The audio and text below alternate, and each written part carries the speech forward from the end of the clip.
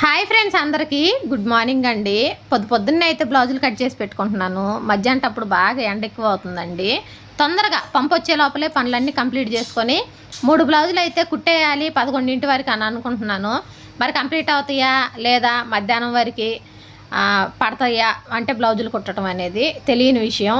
ఇంకా దాని సంగతి అలా ఉంచితే ఒక సిస్టర్ అయితే రెగ్యులర్గా ఒక 4-5 వీడియోస్ నుంచి కామెంట్ అయితే చేస్తూ ఉందండి. బోట్ నెక్కి చెస్ట్ లూజ్తో ఎలా కట్ చేయాలక్క, నాకు టైట్గా అన్న వస్తుంది లేదా లూజ్ అన్న వచ్చేస్తుంది, కరెక్ట్గా సెట్ కావటం లేదని అడుగుతుంది. ఈ వీడియో కింద కామెంట్ అయితే చేయమ్మా నువ్వు. నెక్స్ట్ షాట్లో ఖచ్చితంగా నీకు బోర్డు మీద నేను అనేది ఎక్స్ప్లెయిన్ చేస్తాను.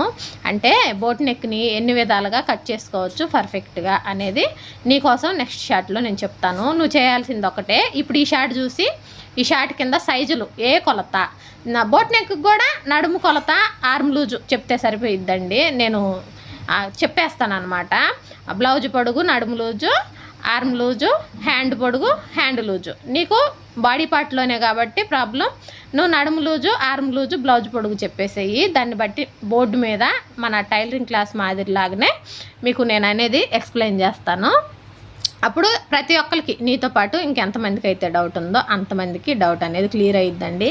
అసలు బోట్ నెక్ అనేది నడుము లూజ్తో ఎందుకు మ్యాచ్ కాదు, నార్మల్ బ్లౌజ్కి నడుము లూజ్తో చెస్ట్ లూజ్ మ్యాచ్ చేసి బ్లౌజ్ అనేది కట్ చేయొచ్చండి. కానీ బోట్ నెక్ మాత్రం చెస్ట్ లూజ్ తోటే బోట్ నెక్ అనేది కటింగ్ చేయాలి. నడుము లూజ్తో కట్ చేసామనుకోండి మనకి క్లాత్ అనేది సరిపోదు అనమాట. అలా కాకుండా ఒకవేళ నడుము లూజ్తో బోట్ నెక్ కట్ చేయాలంటే ఎన్ని ఇంచులు అనేది మనం బ్లౌజ్లో పెంచుకోవాల్సి వస్తుంది అనేది తెలుసుకుందామండి. అలాగే బోట్ నెక్ని 2 విధాలుగా కట్ చేసుకోవచ్చు.